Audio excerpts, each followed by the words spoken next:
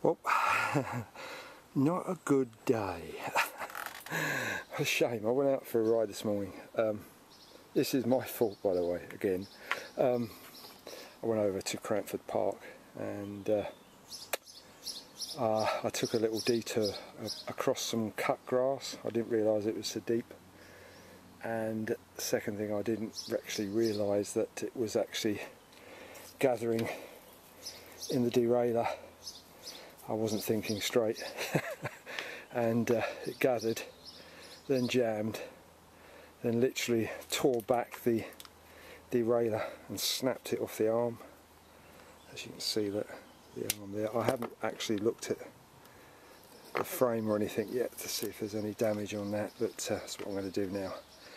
I think I've got a spare one of those somewhere, but time will tell.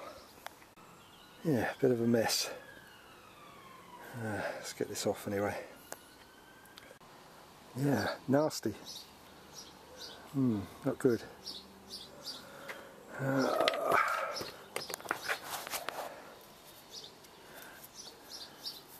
I just hope it doesn't damage the actual frame. Don't think so. Yep, I've been fortunate. No damage on the frame. It was just the centrepiece that twisted and broke off. So yeah, I got away with that, I think. Hope I got one of these in my drawer. I think I have. There's the bit that comes off the derailleur, and that's the derailleur, and I think it's bent. I think the actual cage is bent. I'm going to hold. Look at that.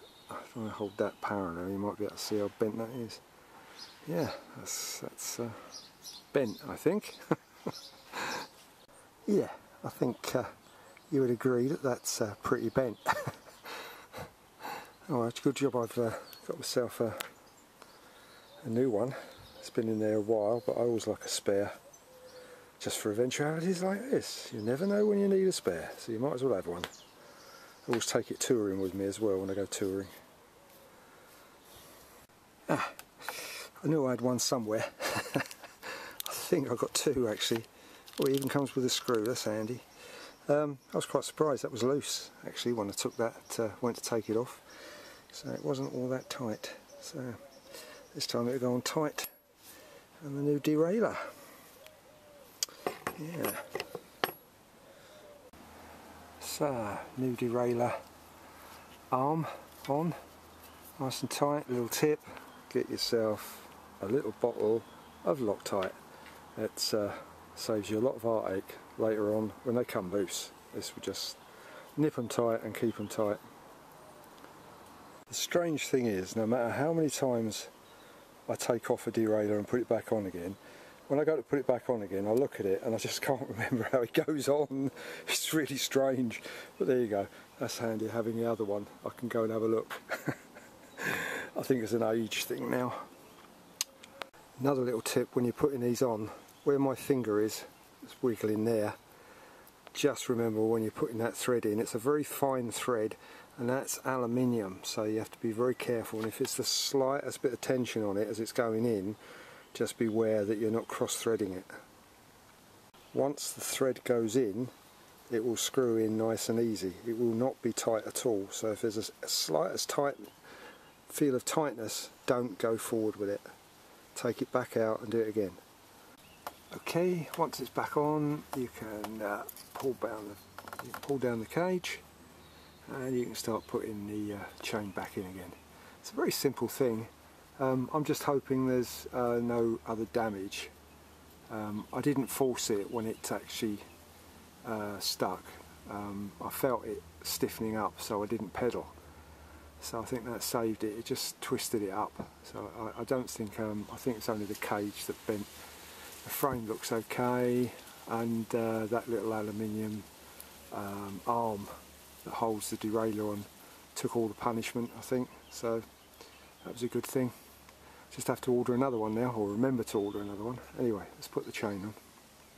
Another little tip, when you're putting the chain through, the chain goes behind that little bar on the derailleur there. If you can see it where my finger is, just further up with my finger, there's a little bar. The chain goes inside it like that, and then you have to push it through the top of that one so it goes around the bottom cog. So that's basically it. Back on again. Now we've just got to put the gear cable back on and sink the gears back in, but remember, always tuck that chain not in front of that bar, it goes behind the bar where I've got my finger, and then it tucks in a little channel at the end, and you should be okay. So this is the bit I don't like, sinking gears in, does my head in. So the cable's on, and the high and low screws have been adjusted because that was a brand new derailleur. So yep, it's sitting nicely on the top and the bottom cogs, but sometimes you don't know until you actually get them out on the road and run them, and they might just need a little bit of a tweak either way to stop them from running over the top or whatever.